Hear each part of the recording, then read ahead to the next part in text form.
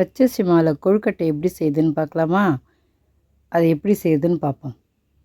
அதுக்கு தேவையான பொருட்கள்: பச்சரிசி 1 கிளாஸ் எடுத்து ஊற வச்சுருங்க. இது மாதிரி தண்ணி ஊற்றி ஒரு 1/2 அன் ஹவர் ஊறினோடனே எடுத்து இதை மாதிரி வெடிக்கட்டி வச்சு மிக்சியில் போட்டு இதை மாதிரி அரைச்சிக்கோங்க. இதை மாதிரி மிக்சியில் அரைச்சி பவுட்ராக்கி எடுத்து வச்சுக்கோங்க. இப்போ ஒரு துணி வச்சு அதை அவிச்சிருங்க. அந்த மாவை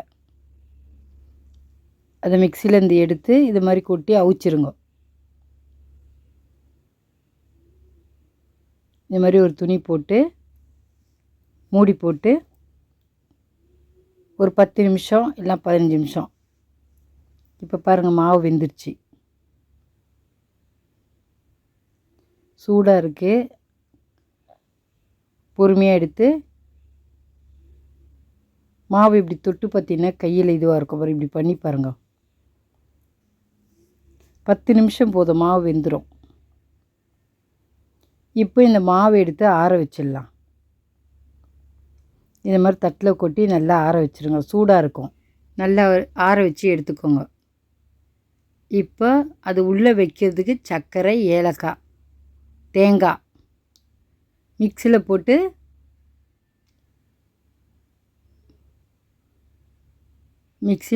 அரைச்சிக்கலாம். தேங்காய் போட்டு ஏலக்காய் அதை போட்டு நல்லா அரைச்சிட்டு ஒரு தடவை திருப்பி சர்க்கரையும் சேர்த்து அதில் அரைச்சிருங்க.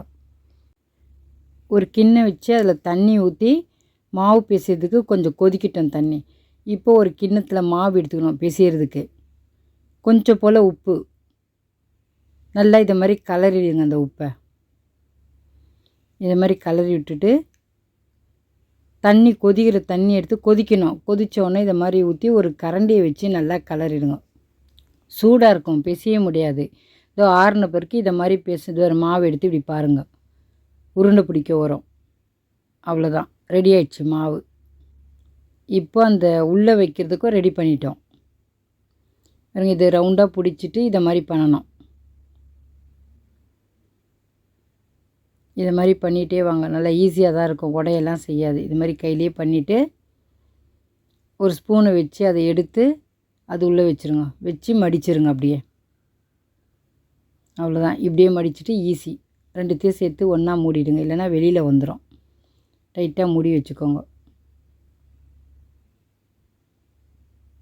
இதே மாதிரி எல்லாத்தையும் செஞ்சு வச்சுக்கலாம்.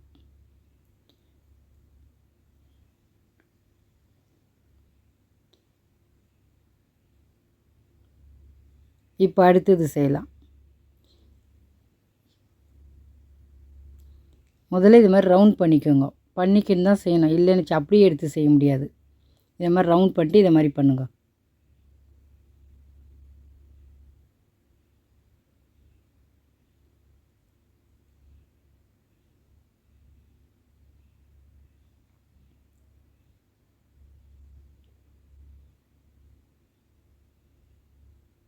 இது கொழுக்கட்டை மாதிரி செய்யலாம். இது மாதிரி கையை வச்சு அமைச்சிங்கன்னு பாருங்கள், வித்தியாசமாக இருக்கும். இது பார்க்கறதுக்கு இப்படி வச்சு அமுக்கிட்டிங்கன்னா பாருங்கள், கொழுக்கட்டை மாதிரியே இருக்குது. அந்த வெல்லம் தேங்காயெல்லாம் போட்டு செய்யுமே கொழுக்கட்டை, அதை மாதிரி.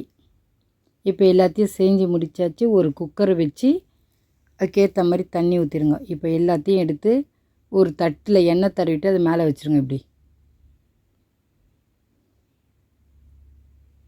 எல்லாத்தையும் எடுத்து ஒன்று ஒன்றா அடுக்குங்க. எல்லாத்தையும் மொத்தமாக போட்டுறாதீங்க, உடஞ்சிரும். பொறுமையாக எடுத்து அடுக்குங்க.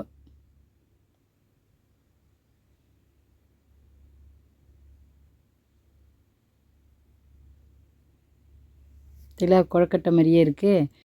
இப்போ இட்லி உண்டா மூடி எடுத்து மூடிட்டு ஒரு 10 நிமிஷம் இல்லை 15 நிமிஷம் அவ்வளோதான், வெந்துடும். இப்படி தொட்டு பாருங்கள், கையில் ஒட்டாது.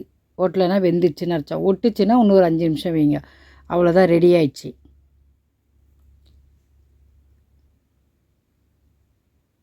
சாப்பிட்டு பார்த்துட்டு எப்படி இருக்குன்னு சொல்லுங்கள். நீங்களும் இதே மாதிரி செஞ்சு பாருங்கள். உண்மையிலே இது சாப்பிட்றதுக்கு ரொம்ப நல்லாயிருக்கும். டக்குன்னு செஞ்சிடலாம் இதை.